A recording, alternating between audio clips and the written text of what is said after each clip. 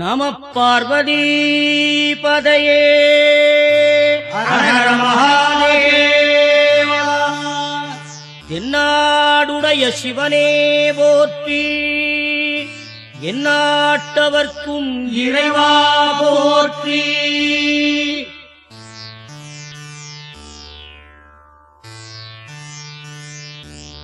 தோடுடைய செவியன் விடையேறியோர்க்கு வெண்மதி சூடி,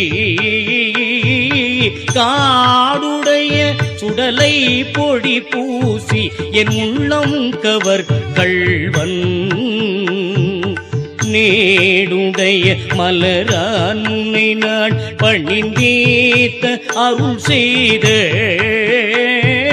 பீடுடைய பிரமாபுரமேவிய பெம்மான் இவனன்றே.